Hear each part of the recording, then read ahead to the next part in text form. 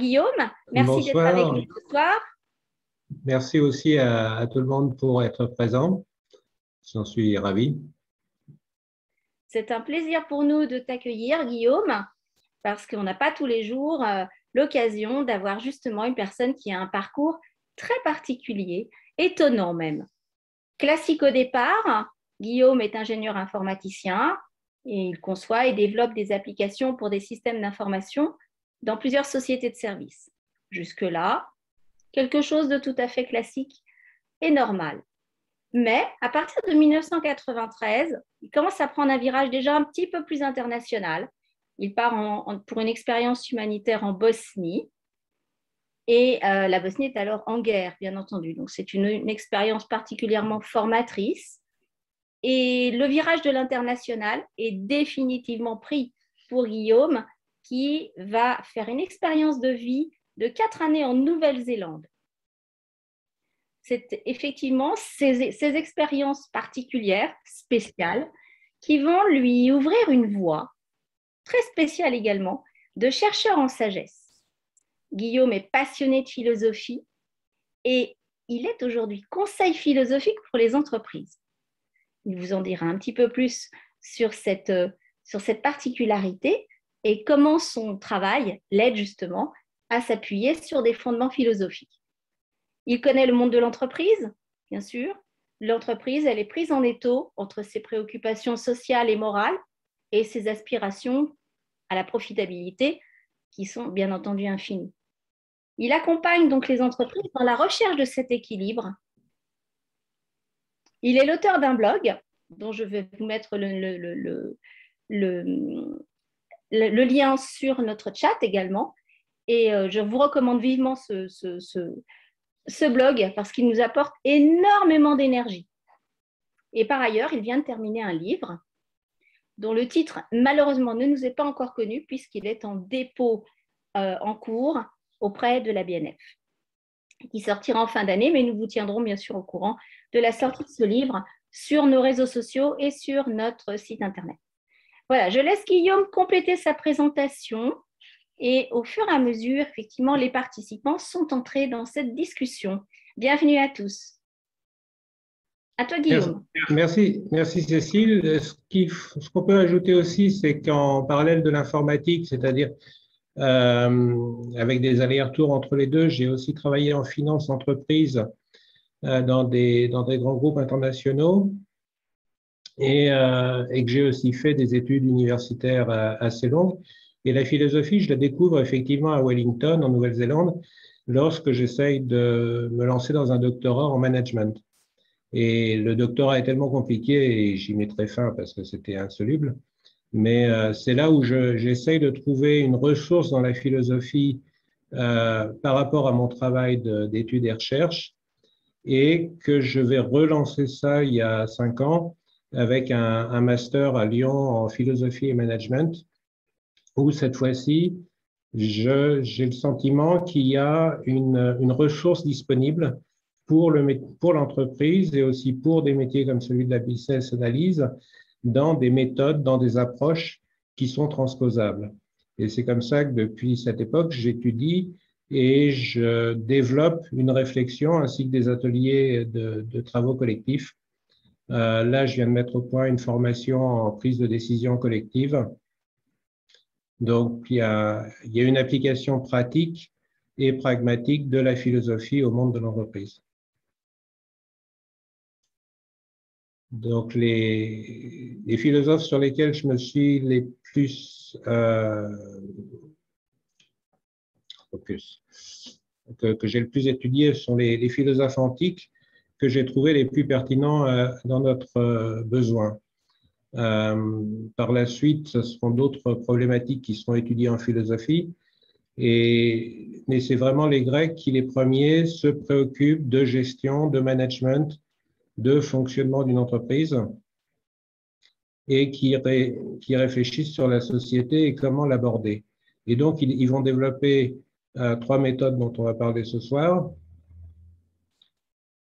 qui, par rapport à ma propre expérience de business analyst quand j'étais informaticien, se transposent très facilement.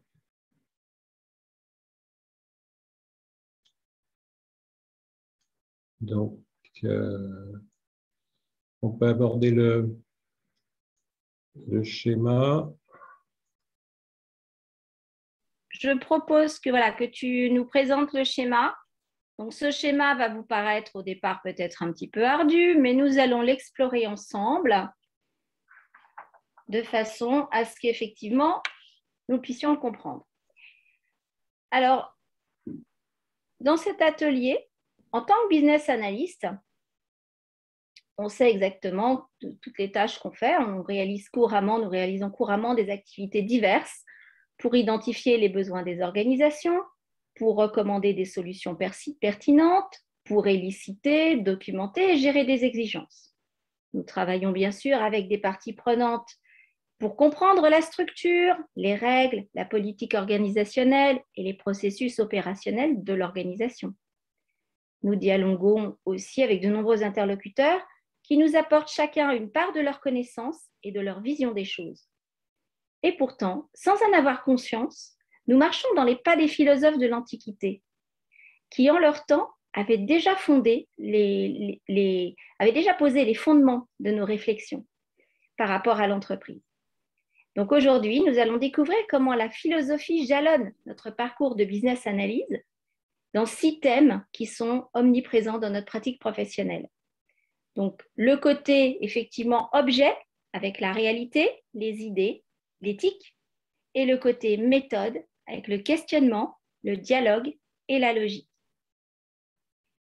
Donc, Guillaume a conçu cet atelier comme un parcours qui va nous faire découvrir comment les philosophes de l'Antiquité ont contribué à l'émergence des méthodes et pour approcher les problématiques, les perceptions et les illusions. Donc, je laisse Guillaume introduire notre sujet de ce soir et ensuite, nous partons pour ce parcours.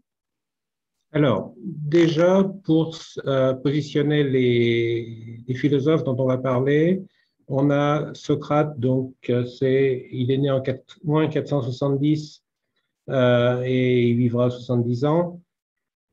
Donc, qui lui s'est intéressé aux problématiques éthiques et de questionnement. Ensuite, il a eu un disciple qui était Platon, qui est né lui en moins 428 et qui vivra 80 ans, qui lui a développé à partir de Socrate, de son enseignement, un concept autour des idées, qui sont la représentation de toutes les choses, et surtout des techniques de dialogue. Et puis enfin, nous verrons Aristote, qui est le disciple de Platon, et qui est né donc en moins 384, vivra 62 ans, et qui lui a surtout développé la logique et s'est intéressé à la réalité. Donc, comme dit Aristote, la philosophie se place à mi-chemin entre la science et la technique. Donc, on est dans le haut du schéma, c'est-à-dire qu'à la fois, c'est une recherche de science et de connaissances, mais c'est aussi un art pour le faire. Et par ailleurs, on a régulièrement des problèmes, des questionnements éthiques par rapport à ce qu'a découvert la science et si on l'applique. On pourrait penser à la bombe atomique, à la recherche nucléaire dont on a fait la bombe atomique, ou aussi à tous les développements de la science génétique. Donc, il y a un besoin de philosophie, de réflexion entre ce qu'on est capable de connaître au niveau scientifique et puis ce qui est raisonnable d'appliquer au niveau technique. Et puis, ce que j'ai mis en parallèle, c'est tout ce qui est pseudoscience, parce qu'il y a indirectement une forme de pseudoscience dans la philosophie, dans l'idée que la science moderne se base sur des faits, sur des observations. Il faut que ce soit phénoménal. Alors que la philosophie va être davantage dogmatique et basée sur le raisonnement. Et donc, cette pseudo-science dont on parle souvent en ce moment, se prétendent sciences, mais n'ont pas les moyens de vérifier par des observations et des tests si les théories qu'elles avancent sont exactes. Donc, ça en fait des dogmes. Donc, c'est pour ça qu'il y a, en termes de technique, on ne peut pas forcément rejeter systématiquement la pseudoscience parce que ça peut être quelque chose qui a des idées bonnes, mais elles sont invérifiables.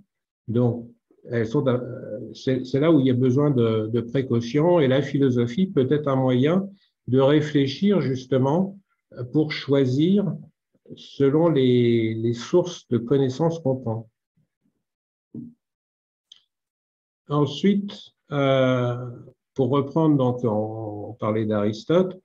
Aristote, il s'est intéressé à la réalité. Donc là, c'est une métaphysique qui concerne l'être, les choses, mais aussi la sensibilité.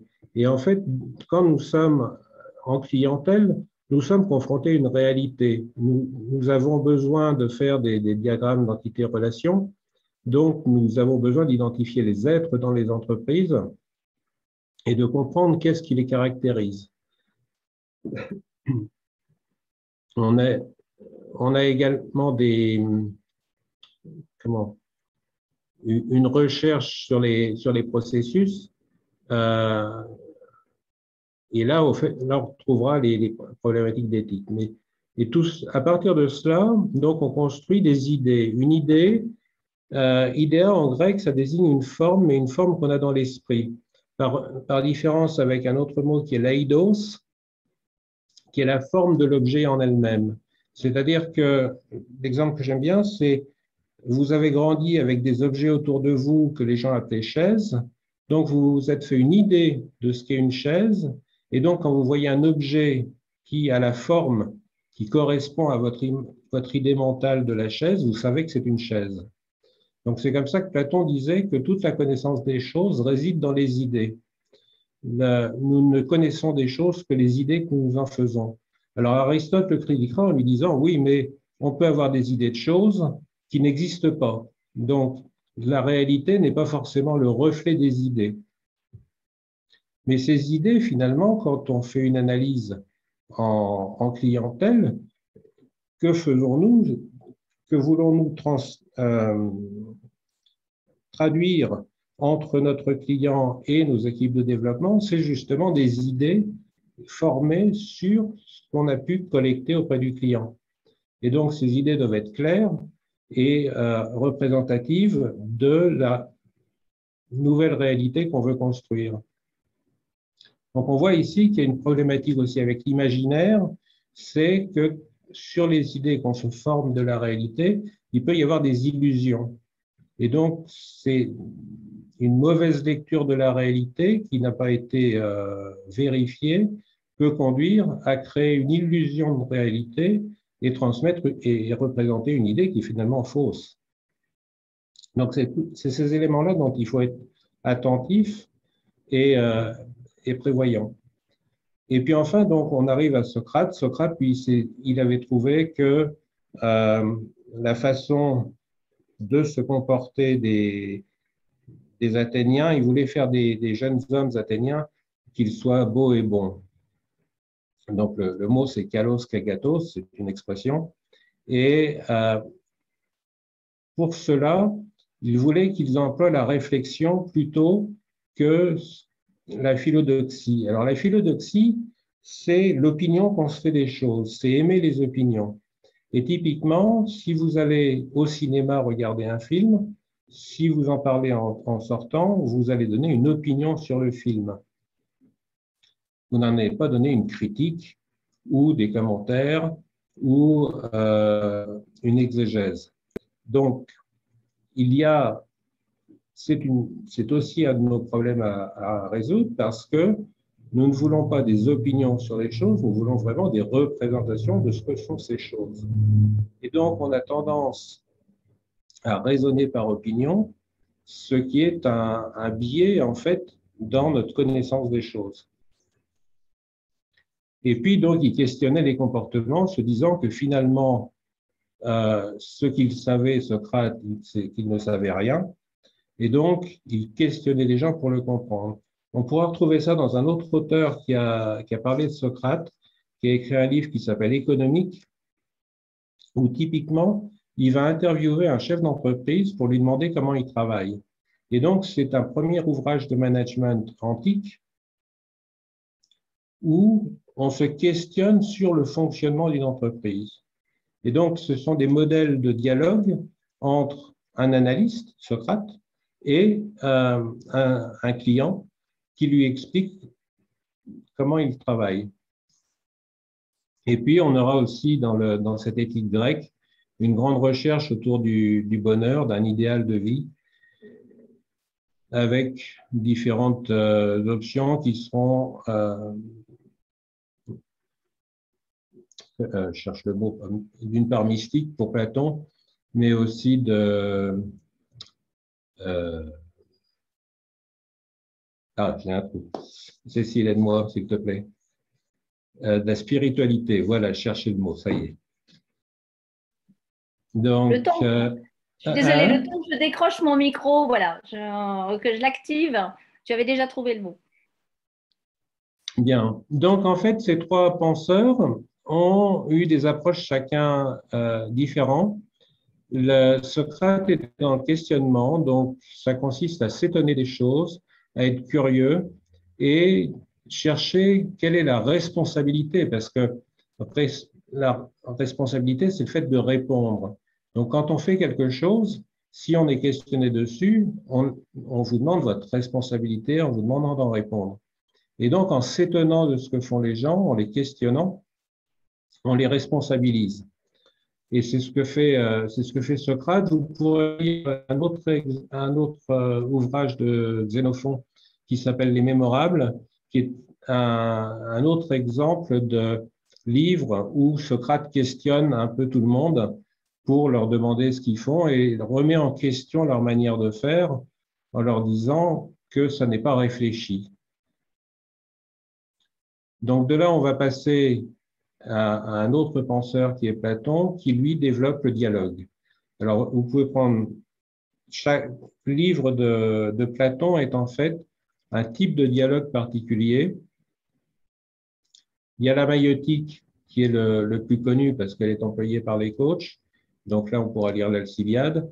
Et puis, il y a d'autres modes il y a 8 types de dialogue au total. Et le dialogue, à la base, c'est un échange entre des questions et des réponses, mais on se rend compte quand on échange avec les gens que le mode question-réponse ne marche pas toujours et qu'en fait, à une proposition qu'on fait, l'interlocuteur répond par une contre-proposition. Et là, on rentre dans le débat. Donc, on arrivera sur d'autres modalités où il y en a un qui va avoir raison et l'autre va avoir tort. Or, c'est ce que dit l'approche de Platon n'est pas de chercher à savoir qui a tort et qui a raison, mais de chercher à savoir la vérité sur les choses, donc d'établir une science. Donc, dans ce dialogue, on va se questionner mutuellement et cette contre-proposition devient en fait un questionnement. Et c'est là où nous, en tant que professionnels, on doit être dans ce dialogue. Donc, d'une part, on emploie souvent la maïeutique pour comprendre la réalité du client, mais on peut aussi reformuler ce qu'il dit pour requalifier sa formulation, sa proposition. Donc, on cherche, tel que le fait Platon, à développer donc notre connaissance des choses. Et pour ça, la méthodologie est expliquée principalement, je trouve, dans la République de Platon, au travers d'un idéal de société. Il y a au passage plusieurs astuces sur la manière de traiter les différents cas de dialogue, et y compris les oppositions, les critiques. Et on peut se retrouver en situation compliquée, et on le voit dans ce livre où ce livre est écrit à la première personne de Socrate, même si c'est Platon qui l'a écrit. Et il le dit lui-même, de temps en temps, il est en difficulté par rapport à certains interlocuteurs qui le challenge sur ce qu'il croit.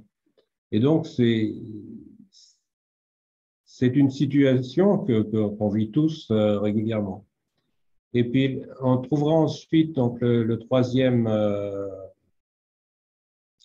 penseur qui est Aristote, qui lui va développer toute une partie logique. Donc, il challenge l'approche de Platon qui est dans le dialogue et il se dit on va tout faire par la réflexion et une réflexion autonome. Donc c'est un pan dont avait parlé Platon mais qui n'avait pas, que je trouve il développe peu. C'est donc quand vous voyez un phénomène, quelque chose que vous pouvez observer, vous en faites une image, une idée. Et puis de là, vous en faites une opinion. Mais ensuite, avant de passer au dialogue, il y a une phase intermédiaire qui est la réflexion.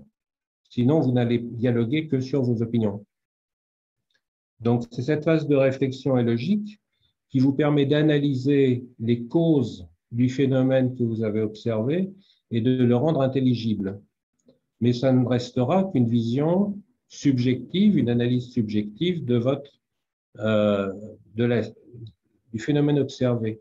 Et c'est comme ça qu'on réduit la subjectivité par un dialogue, par un échange avec d'autres observateurs, pour qu'ensemble, on corrobore nos différentes réflexions afin d'arriver à une vérité sur ce qu'on a observé.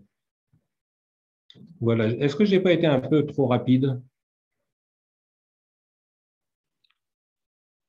Écoute, je pense que bon, pour moi, ça va, j'arrive à suivre le sujet. Néanmoins, on peut revenir rapidement sur les 6 thèmes hein, qu'on vient d'aborder. Et puis, ce que je veux bien faire pour nos participants. Et éventuellement, tu me contredis si je me trompe. Donc, si je reprends la partie droite concernant donc, les objets, on va commencer par la réalité. Donc, effectivement, en tant que BA, il s'agit d'avoir les pieds sur terre et d'appréhender l'environnement dans lequel on évolue avec le plus de réalisme possible. Donc, comme vous le savez, le business analyst analyse les acteurs, les opérations, les produits et les services délivrés, etc. Il se concentre sur les processus dans toutes leurs dimensions, opérationnelles, organisationnelles, fonctionnelles. Et effectivement, en ce qui concerne la réalité, c'est Aristote qui a ouvert le chemin et qui s'est penché sur ces aspects. Est-ce que j'ai bien compris, Guillaume? Ça me semble parfait. Bon, alors je vais continuer sur les idées de façon à essayer de synthétiser, en tout cas le discours de notre philosophe du jour. Donc pour les idées, en ce qui concerne les idées, effectivement, pour progresser, pour améliorer, pour faire évoluer, le business analyst aide l'organisation à tirer parti de ses forces et des opportunités identifiées. Il permet donc la projection vers un état futur qui doit délivrer plus de valeur. C'est la représentation des entités et des relations qui va aussi permettre de développer des vues à différents niveaux et de façon à ce que chacun puisse avoir sa représentation, la représentation qui va le mieux convenir par rapport au niveau où il est. Donc, l'échange d'idées, effectivement, c'est bien l'aventure humaine la plus exaltante, hein, bien qu'on soit jamais tous d'accord en même temps. Et ça, c'était effectivement Platon qui l'avait déjà bien remarqué. En ce qui concerne l'éthique, ça a trait plutôt à la conduite morale, au respect des valeurs qu'on essaye de promouvoir également dans notre métier, telles que la justice, l'intégrité, la probité. L'éthique en tant que discipline philosophique, hein, donc elle se donne comme but d'indiquer aux hommes comment les hommes doivent se comporter, agir et être entre eux et envers ceux qui les entourent. Le bon comportement, c'est celui qu'on attend d'une organisation aujourd'hui, qui affiche de plus en plus ses valeurs et qui prétend les appliquer dans sa politique économique et sociale, dans sa RSE par exemple, mais qui effectivement, entre l'affiche de valeurs et l'application, on se rend compte qu'on a quand même parfois des fractures béantes. Mais c'est Socrate qui nous a effectivement initiés à cette idée de bon comportement. Est-ce que ça va toujours, Guillaume? Est-ce que j'ai toujours bien résumé à peu près la situation? Écoute, ça me semble parfait, oui.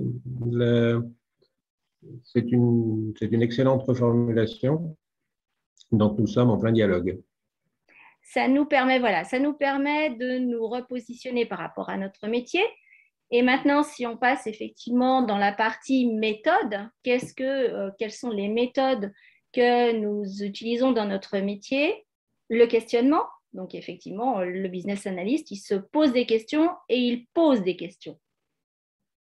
Donc, effectivement, il est là pour faire avancer les choses. Il va aller chercher l'information là où il pense pouvoir la trouver. Il va la recouper, il va la trier et il va pouvoir s'en faire, en tout cas, en faire une bonne synthèse. Quant au dialogue, effectivement, ça fait partie, ça va également avec le questionnement. Le business analyst doit rentrer en relation avec de nombreuses parties prenantes qui peuvent certes parfois être enthousiastes à l'idée d'un changement, mais le plus souvent réfractaires quand il s'agit de sortir de leur zone de confort. Donc effectivement, le business analyst va devoir déployer son talent de façon à communiquer avec des parties prenantes, essayer de rassembler autour d'une vision commune, et il va falloir dialoguer, dessiner, schématiser, influencer, sonder, bref, tout ce qui permet d'entrer en relation avec les autres. Il nous reste encore la logique. Donc, en ce qui concerne la logique, effectivement, le business analyst est très amateur de synonymes, de métaphores pour essayer de rendre les choses les plus compréhensibles par toutes les parties prenantes. Donc là, il faut choisir les mots, il faut les poser de manière à ce qu'ils s'articulent le mieux possible entre eux. Et en fait, bon, vous savez que c'est un exercice qui paraît facile à dire comme ça, mais qu'effectivement, en réalité, c'est assez compliqué, que parfois, ça nous pousse un petit peu à bout. Donc, effectivement, il faut construire son message de façon à ce qu'il soit perçu par les interlocuteurs avec le même sens, puisque la vérité, là, elle peut elle peut être fortement subjective selon la personne qui le reçoit. Et là, effectivement, c'est Aristote qui nous aide à réduire la subjectivité pour développer l'intelligibilité du message que l'on formule. Voilà, je pense qu'on a fait le tour, on a refait le tour, en tout cas, de ces 6 thèmes par rapport à notre métier de business analyst. Peut-être que tu peux continuer maintenant sur comment on avance vers justement la prévoyance, le changement, les résultats. Alors, la prévoyance, c'est un aspect que je comprends chez Aristote, cette fois-ci dans son ouvrage qui s'appelle Éthique à Nicomaque, quand il développe une fonction intellectuelle qu'il appelle la phronésis. Alors, la phronée en grec, c'est le fait de la pensée, de l'esprit, et la phronésis, c'est donc l'activité de pensée qui, chez lui, a un sens de prudence, c'est-à-dire que par rapport à une action à faire, on va délibérer sur les nécessités et les besoins pour effectuer cette action du mieux possible. Donc, on aura des problèmes de sécurité, on aura des problèmes de stratégie, on aura des problèmes d'anticipation des risques. Et puis, la prudence, qui est donc le calcul pour s'éviter les dangers et donc un calcul d'opportunité, doit être à la fois individuel, social et environnemental. Donc, c'est dans tout cela qu'en latin, on l'appelle le cogito, c'est-à-dire c'est l'agitation de l'esprit en lui-même, par différence avec l'agito, qui est le fait d'agir et de l'action, et donc qui entraîne le changement. Autant quand on cogite, finalement, rien ne se passe, à part dans sa tête, mais quand on s'agite, cette fois-ci, on fait bouger les choses, on transforme la réalité. Et donc, cette transformation de la réalité est un véritable travail. Donc, cette agitation répond à, d'une part, ce qu'on appellera un habitus, qui est aussi l'éthos, donc c'est le comportement, la manière d'être. Mais ce changement s'inscrit aussi dans un écosystème, dans un environnement. Et puis, de cela, vous vous trouvez comment dire, ça vous fournit une identité par rapport à votre écosystème au travers de ce que vous faites dans cet écosystème. C'est comme ça que Aristote s'intéressait beaucoup à l'éthos des gens et disait que c'est au travers de leur ethos qu'on se fait une opinion sur eux. Donc, cette opinion est une forme d'identité qu'on leur donne. Et puis, cette agitation, ces changements, donc, qui est le but d'un projet en particulier informatique, c'est là où il y a vraiment travail dans cette transformation du réel, c'est qu'on cherche un télos, donc une finalité et un accomplissement dans ce qu'on réalise. On est entraîné vers un but par une tentation, on est tendu vers quelque chose et au final, on est dans cette finalité est un de nos éléments essentiels d'existence. Les œuvres qu'on produit ont une finalité, ce qui en fait leur raison d'être. Donc, alors après, ces choix de finalité, comme l'a dit François Julien, peuvent être culturels, c'est-à-dire que nous sommes dans une culture occidentale d'objectifs. On raisonne par rapport à ces finalités, alors que dans d'autres cultures qui seraient, paraît-il, asiatiques, on va raisonner en effectuation, c'est-à-dire on est dans une situation, on change quelque chose dans notre situation qui va produire un effet qui va nous amener à une nouvelle situation. Donc, au lieu d'un objectif, c'est un changement de situation. Voilà les deux pour la fin de la dernière partie.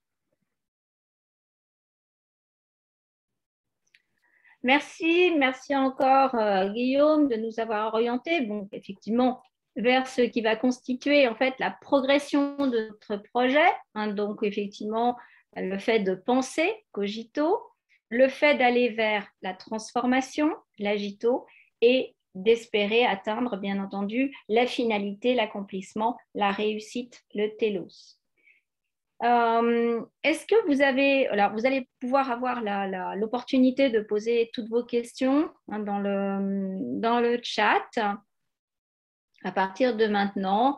On peut se laisser, on a été finalement assez vite, hein, l'atelier s'est déroulé plus vite que ce qu'on avait imaginé.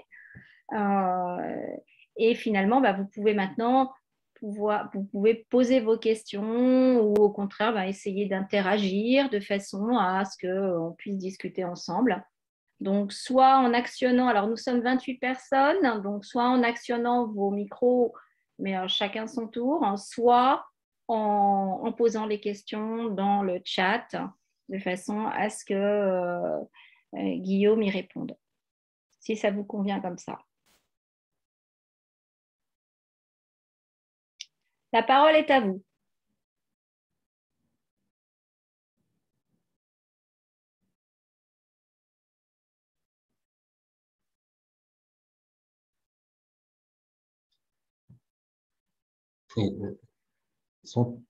Êtes-vous pensif? Oui, bonjour, vous m'entendez? Oui, très bien. Oui, bonjour, Pascal Gline.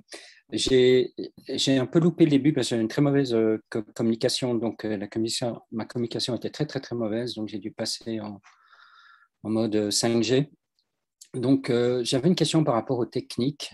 Si vous avez couvert la partie technique, et dans quelle mesure je ne sais pas si la double slèche, c'est une opposition par rapport à science. Pourriez un peu, si vous l'avez déjà couvert, je ne voudrais pas que vous répétiez, un peu plus détaillé ce que vous couvrez par technique. Alors, technique, c'est la techné en grec, se traduit par l'art en latin, donc c'est un peu le même principe, c'est-à-dire c'est une activité qui est organisée pour produire des œuvres. Donc, on est dans la fonction qu'on appelle aujourd'hui travail. Et donc, il y a une interaction avec la science, parce que la technique se nourrit des connaissances de la science pour savoir comment œuvrer, mais en même temps, il y a une double flèche parce que la science a besoin des instruments produits par la technique pour pouvoir connaître des phénomènes qui sont difficilement cernables par nos sens naturels. Donc, c'est comme ça que cette science et cette technique interagissent entre elles et se sont depuis, alors, on pourrait dire 18e siècle, co-développées simultanément pour atteindre aujourd'hui, par rapport au 17e, un niveau de développement qui est juste formidable. Le fait qu'on se parle ce soir en vidéoconférence tout en se voyant, il y a 50 ans, c'était dans les bandes dessinées et c'était de la science-fiction. Donc, c'est là où les deux sciences et techniques ont interagi de concert pour nous permettre d'arriver à des moyens aujourd'hui, des outils qui n'étaient même pas imaginables.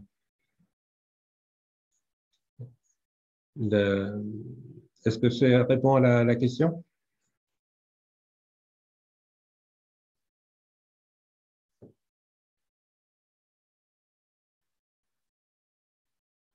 On n'a pas de réponse de Pascal. On espère que ça a répondu à votre question, Pascal. Pardon, excusez-moi, j'étais sur mute, pardon. Donc oui, ça répond partiellement à ma question. Je voulais m'assurer en fait que, par exemple, si je prends un terme ancien, je n'ai pas fait de grec, je fais du latin, je n'ai pas fait de grec, mais par exemple, la notion moderne d'énergie s'éloigne assez fort de la notion, je dirais, qu'avaient les Grecs anciens de l'énergie qu'ils associaient avec force. Une force n'est pas une énergie. Maintenant, je voulais savoir si le mot technique, en fait, avait la même connotation au sens des Grecs anciens par rapport à la connotation qu'on peut avoir à notre époque. Alors là, on aborde une problématique que je développe depuis que j'étudie la philosophie depuis 5 ans, et donc le grec et le latin.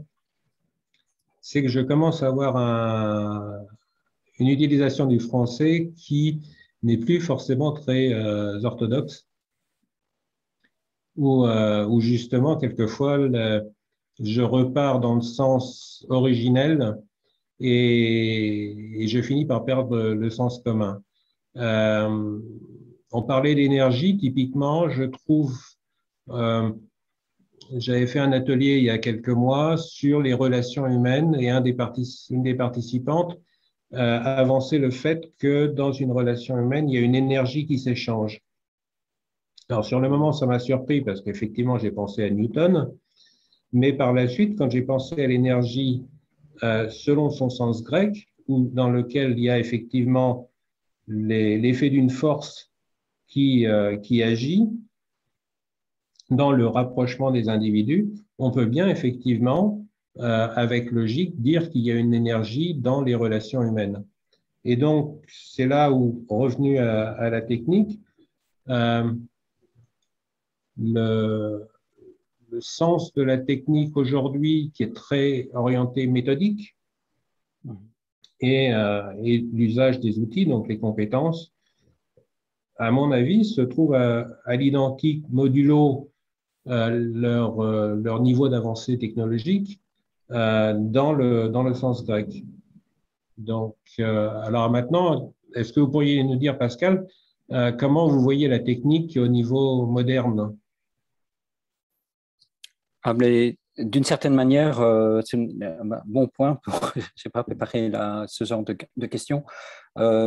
Disons, à chaud, comme on a beaucoup de business analysts autour de nous, je l'associe plus à l'outil, mais au sens général du terme, là où on peut prendre un outil comme un marteau, la technique associée pour utiliser le marteau. Maintenant, la technique de base a beaucoup évolué dans le sens technologie, qui recouvre, je pense, une acceptation beaucoup plus complète, où justement, je pense, mais ça c'est une opinion personnelle, et là je serais moins assertif, moins affirmatif, où technique plus science donne technologie.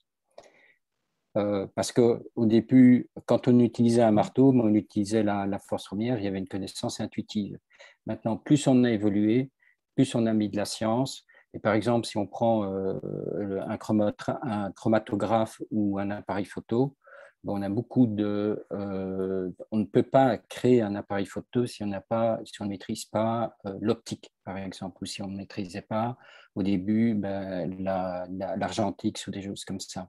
Donc, il y a la technique plus la science donne, à mon sens, la technologie. Mais ça, c'est une définition personnelle qui ne regarde que moi. Donc, c'est pour ça que au niveau méthode, si je reviens au monde des business analysts, on a tendance à aligner, à utiliser deux choses. Donc, les aspects méthode, c'est-à-dire comment, d'une manière générale, on organise un travail, comment on organise une tâche pour en fait faire une analyse. On part du général au particulier, on va faire un certain nombre de tâches. Et pour exécuter ces tâches, on va utiliser des techniques particulières qui sont, on va représenter les données, on va représenter les processus, on va représenter les traitements avec un certain nombre de techniques ou des représentations. Donc, la méthode dit ce qu'on fait, quand et dans quelle séquence. Et la technique est là comme une proposition en support à la méthode. Et donc, moi, j'aurais tendance, dans le monde des BA, on a tendance à, je ne vais pas dire opposer, mais la complémentarité vient de l'utilisation de techniques spécifiques et des méthodes qui organisent plus ces techniques. Alors après, la comparaison méthode-technique peut nous emmener très loin, mais schématiquement, c'est pour ça que j'ai tiqué sur le mot technique au départ, parce que moi, la technique dans le monde des BA, et si on se réfère au BABOK, qui est un peu notre Bible, à l'IBA, il y a à peu près 11 chapitres qui nous expliquent les méthodes, quels sont les différents chapitres de ce body of knowledge, le BABOK, Business Analyst Body of Knowledge, et puis il y a à peu près une centaine de pages pour dérouler toutes les techniques qui viennent en support. Une interview, c'est une technique. On a un workshop, c'est une technique, par exemple. Donc, il y a beaucoup de choses comme ça qui viennent. Donc, là, comme je voyais dans votre diagramme, la méthode qui est plutôt à gauche et la technique qui est en haut, avec cet aller-retour entre la science, c'est de là, pour vous donner un peu le contexte de ma question. Donc, je réponds à votre réponse, mais je vais aussi beaucoup plus loin. Et justement, personnellement, c'est un peu mon cheval de bataille. On a tendance à confondre méthode et technique. Et beaucoup de gens qui font de la technique n'arrivent pas à maîtriser l'aspect méthode, c'est-à-dire de dire mais comment je vais organiser, je vais faire mon analyse de données, je vais faire mon analyse. Oui, mais attendez, organisez-vous avant. Et ça, c'est la méthode. Voilà. Alors, moi, ce que je voudrais dire par rapport à l'époque antique, quand vous dites qu'on sert d'un marteau de manière intuitive, je voudrais critiquer ça en disant que si vous voulez sculpter une statue en marbre aussi belle que celle qu'il faisait, il vous faut bien une science du marbre pour savoir dans quel sens il faut que vous attaquiez la pierre pour qu'elle se découpe correctement. Donc, même à leur niveau, ils avaient quand même une interaction, même si c'était moins approfondi, encore que, je pose la question, mais ils avaient quand même une science du matériau et une technique et également une méthode, puisque Aristote nous dit que la statue préexiste dans le bloc de pierre et qu'en fait la forme est déjà là, il faut retirer de la matière pour la faire apparaître. Donc le principe de méthode est déjà connu. Par contre, je suis d'accord que il manque peut-être une idée, on va être dans cette notion-là, une idée de ce qu'est une méthode, une idée de ce qu'est une technique et une idée de ce qu'est une science. C'est peut-être là où il y a la lacune qui cause les confusions. Mais effectivement, cette approche qui est faite si on regarde bien, il y a une science derrière cette business analyst, c'est d'une part, c'est surtout une science mathématique, puisque au final, il va y avoir besoin d'un développement et ces objets informatiques qui vont être réalisés, donc un peu comme le sculpteur. Il n'a que des possibilités entre guillemets limitées par les capacités d'un ordinateur. Donc nous, intermédiaires en tant que business analyst, on doit bien produire pour l'aider à accomplir son œuvre des éléments d'information qu'il puisse exploiter. Donc c'est là où, d'un point de vue technique et méthodologie, on doit effectivement être rigoureux pour que l'idée qu'on produit soit exploitable par le développeur. On est d'accord? Oui. Mmh. Après, ça peut nous emmener très loin. Hein. Je dois vous dire, souvent, je pense donc à Claude, le président de l'IBA, et puis de faire un webinaire uniquement sur la différence entre méthode et technique. Mais le temps me manque parce que ça peut aller effectivement et l'élément technologie. Mais je voulais, juste pour revenir à la question de base, hein, c'était je voulais comprendre en fait ce que vous mettiez dans les mots techniques dans votre diagramme. Et là, j'ai la réponse. Bien. Donc, je vous remercie. Moi, je vous en prie. Une autre question? Alors, je regarde donc dans le fil des questions, donc je pense que tu as abordé technique, science et effectivement technologie. Donc, il y avait une question qui se rapportait à ça, une question de Christina. Il y a une autre question de Thibaut. Quelle était cette distinction dont vous avez parlé entre les cultures sur la fin? Si Thibaut veut prendre la parole à la limite pour peut-être donner plus d'informations sur sa question, s'il est encore en ligne, bien sûr. Merci Thibaut.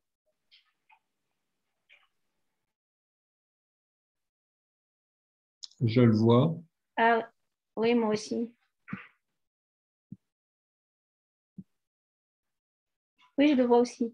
Bon, sinon, la question est, quelle était cette distinction dont vous avez parlé entre les cultures sur la fin? Donc, ça se rapporte à ton discours à la fin. Donc, oui. entre prévoyance, transformation, aboutissement, réussite, etc. Là, j'ai évoqué une thèse de François Julien, qui est un philosophe contemporain.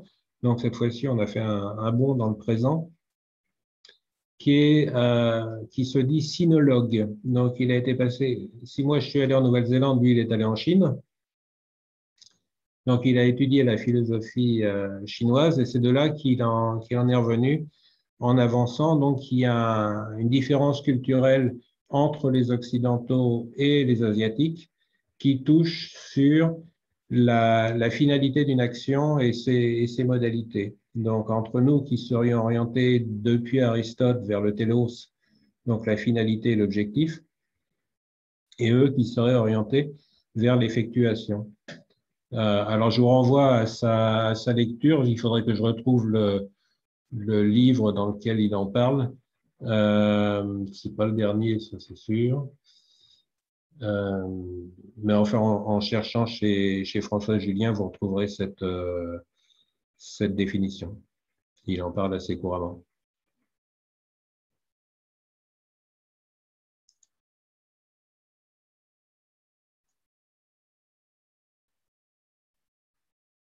Je cherche d'autres questions, pardon. Alors, on a pas une question, mais une réflexion, effectivement, de Michel Raquin qui nous dit que le type de raisonnement, donc le type de raisonnement qu'on a déroulé ce soir, peut s'appliquer non seulement au BA, mais aussi à de nombreux postes de travail. En effet, ce n'est pas le propre du BA que de faire tout ce circuit de questionnement, de dialogue et d'utiliser effectivement la logique pour y parvenir.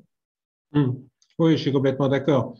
C'est bien pour ça que, je parlais au départ de pertinence de ces auteurs, de ces philosophes par rapport au monde de l'entreprise et à notre monde du travail, c'est qu'on a vraiment une application possible, effectivement à la business analyst parce que c'est notre contexte ce soir précis, mais potentiellement dans toutes les activités humaines où on est confronté du fait du travail à la transformation du réel, donc à la réalité, donc aux êtres, donc à leur forme, leur substance, etc. Et puis, on est aussi dans cette transformation du réel, une volonté de le transformer dans une direction d'une idée qu'on a eue, donc une intuition en quelque sorte de ce qu'on veut obtenir au final, par différence avec l'idée de la chose telle qu'elle est actuellement. Je me souviens d'un exemple à Murano, par exemple, où j'ai demandé une sculpture un peu particulière. On part d'une boule de verre qui est incandescente, donc on a une idée du verre qui est une boule, et l'idée vers laquelle il fallait aller, c'était un hippocampe. Donc, le souffleur de verre avait bien en tête l'idée de l'hippocampe auquel il voulait parvenir.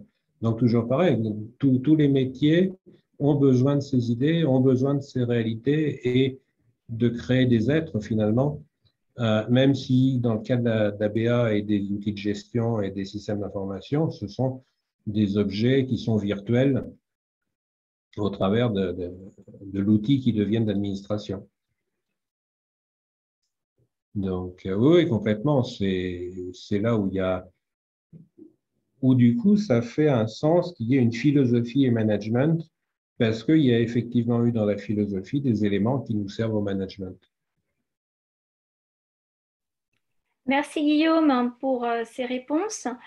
Il n'y a pas d'autres questions pour le moment, mais néanmoins, je pense que beaucoup de participants ce soir seraient curieux de connaître quel est ton rôle aujourd'hui en tant que conseil philosophique en entreprise, en quoi ça consiste. Explique-nous un petit peu ce que tu fais et comment tu le fais. Alors, ce que je fais principalement, c'est de l'animation d'ateliers de réflexion, qui partent d'un texte qui est lu par les participants, qui est sur la problématique qui va être traitée. Et dans un dialogue, les participants vont réfléchir à faire émerger une idée, donc une représentation, qui n'était pas évidente au départ. C'est-à-dire qu'on crée de l'information, on est vraiment créatif de connaissances.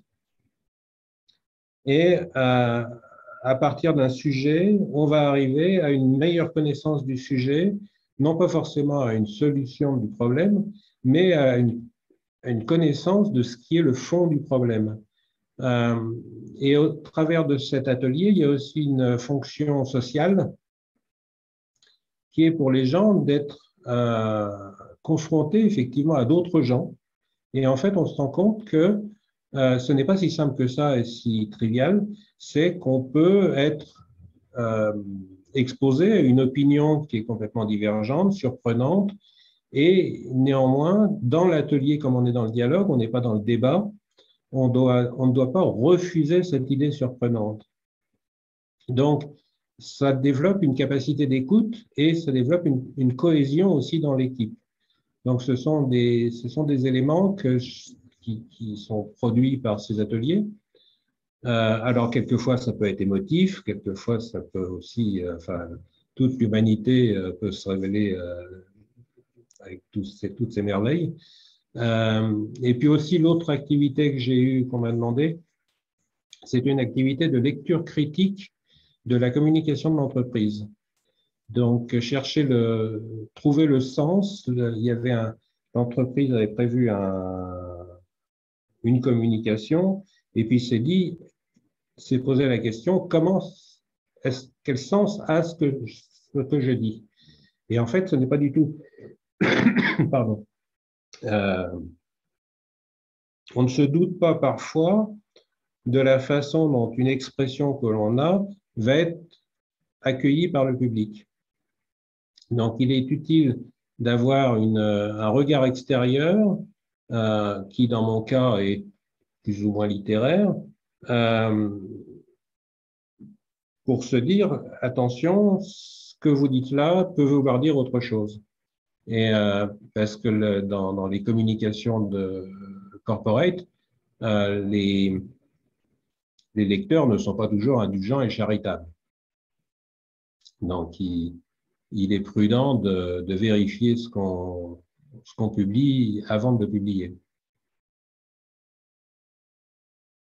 Et puis, donc, dernier aspect qui est là, cette fois-ci, en projet, je viens de le communiquer avant-hier, localement, c'est une proposition de formation à la décision collective. Donc, extension de ces ateliers avec une partie théorique de formation plus classique pour, au sein d'une équipe qui doit prendre des décisions collectives, comment arriver à prendre une décision qui soit collectivement admise, parce que comme il y a ce qui s'appelle le paradoxe de Condorcet, c'est-à-dire que si à un groupe de 9 personnes, vous leur proposez 3 solutions possibles à un problème et que 3 personnes à chaque fois choisissent une des solutions, vous n'avez aucune solution qui l'emporte majoritairement sur les autres.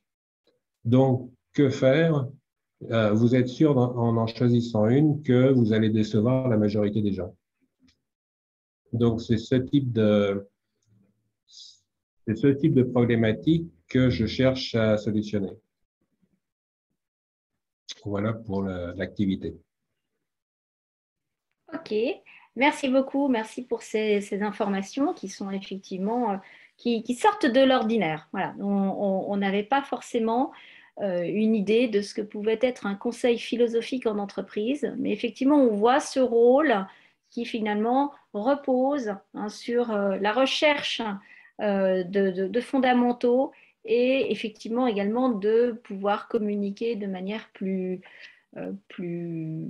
souple et plus vraie, si je puis m'exprimer ainsi. Est-ce que vous avez d'autres questions à poser à notre philosophe ce soir? S'il n'y a pas d'autres questions, moi je vous propose, je vous suggère vivement d'aller visiter le blog de Guillaume. Je vous rappelle le blog www.kourou-conseil.fr. Alors, une petite originalité, Kourou, Guillaume m'a expliqué que ça voulait dire fougère en langue maori. Donc, je trouve que c'est une très jolie métaphore parce qu'effectivement, la fougère, elle a tendance à s'épanouir en partant, comment dire, en se déployant à partir d'un petit cercle au départ pour finalement faire cette grande feuille majestueuse que l'on peut voir. Donc, n'hésitez pas à visiter ce blog dont je vous ai mis le lien dans le chat, qui vous apprendra énormément de choses, à la fois sur la profession de Guillaume, mais également sur ses réflexions en cours. Merci beaucoup. Guillaume, si tu as un instant. Alors, c'est correct. Juste une petite affirmation. Donc, je suis ni philosophe ni académique, mais par rapport à ton premier slide au Babuck, j'aimerais avoir une petite affirmation pour voir si je comprends bien, on va dire, ton approche et puis ta vision par rapport à ce que t'ont amené Socrate, Platon et le dernier, Aristote. Socrate et Aristote. Donc, pour moi, le questionnement à un problème permet de réaliser une tâche de la manière la plus optimale possible à travers un ensemble de connaissances, donc de sciences et des méthodologies techniques de réalisation dans un environnement précis. Oui, c'est parfait. C'est-à-dire qu'on peut faire son travail de manière normale, mais en se questionnant, on peut justement faire en sorte d'avoir une solution plus optimale et de chercher sans doute la meilleure solution par rapport à cet environnement, donc à un groupe de personnes et puis à un environnement précis. Oui, c'est tout à fait ce que conseille Socrate. On peut prendre, alors je peux citer rapidement dans les mémorables de Xénophon, à un moment, il y a un de ses élèves qui lui dit « Je voudrais apprendre la stratégie, je voudrais devenir stratège ». Donc, c'est l'équivalent des généraux chez les Grecs. Et il dit qu'il est en train d'étudier un livre pour apprendre à devenir stratège. Et Socrate lui dit, ce n'est pas dans un livre que tu vas trouver la manière d'être un stratège, mais c'est en réfléchissant à quoi une armée a besoin, et en particulier elle a besoin de logistique. Donc, c'est en réfléchissant comment tu vas organiser la logistique de ton armée donc en te questionnant, ben, forcément, que tu vas comprendre comment être un stratège. Donc, c'est vraiment en t'interrogeant toi-même qu'on comprend ce qu'il est nécessaire de produire. D'accord. Donc, il faut vraiment, on va dire, une addition de la science et de la technique d'un côté. Donc, non seulement, on va dire, les connaissances, mais également, enfin, un questionnement de la science et de la technique pour pouvoir apprendre un Complètement quelconque exact. sujet. Oui, oui, tout à fait. D'accord. Donc, on en revient à ton diagramme au début. Maintenant, je comprends. Parfait. Alors, moi, je suis le chat. Merci Hein, beaucoup. là. Dans le chat, on a, d'une part, on a positionné votre pour le feedback un petit rôti. Hein, donc, si vous pouvez nous faire un petit retour sur cet atelier en mentionnant effectivement si vous l'avez apprécié. Donc, d'avance, on vous en remercie. Par ailleurs, j'ai les réflexions de Gaëtan qui indique très intéressant. Merci Guillaume. Je crois qu'effectivement, faire avancer en équipe sur la base d'un dialogue partagé répond aux attentes des, alors, entre parenthèses, grandes entreprises. En effet, je pense qu'aujourd'hui, c'est une attente des grandes entreprises que de pouvoir instaurer un minimum de démocratie participative. Et Christina nous indique, Guillaume, toute votre démarche mène à l'information. Peux-tu nous en dire ce qui bloque? Alors là, je ne comprends pas très bien, mais bon. Ou Peux-tu nous... dissimule. Voilà, ou dissimule la circulation harmonieuse de l'information dans les relations humaines? Merci. Alors là, comment on appelle ça? Je mets très bien un pouce. Euh, alors là, typiquement, sur une question comme celle-ci, qui est une question une problématique qu'on peut trouver en entreprise, c'est là où typiquement je développerai un atelier de réflexion. Pour ne pas être l'auteur qui va fournir une réponse à la question, mais juste quelqu'un qui va stimuler la réflexion, donc le questionnement, mais que la réponse à la question vienne du groupe des gens impliqués dans cette petite culture qu'est l'entreprise. Donc, parce que sinon, j'en reviendrai à me retrouver dans la situation que critiquait Socrate, où je suis l'auteur du bouquin de stratégie avec des lecteurs de ce livre. Alors qu'en fait, ce qu'il faut, c'est que ce lecteur se questionne de lui-même entre science et technique pour savoir quelle est la réalité de la problématique. Donc, je botte en touche en quelque sorte en disant, c'est à vous collectivement de répondre à cette question, dont je n'ai pas la réponse en plus. Mais cette réponse, on peut parvenir tous ensemble à la trouver. Alors, ça serait l'objet d'un autre atelier parce que les ateliers prennent en général 1h30 à 2 heures, mais on peut imaginer de travailler là-dessus.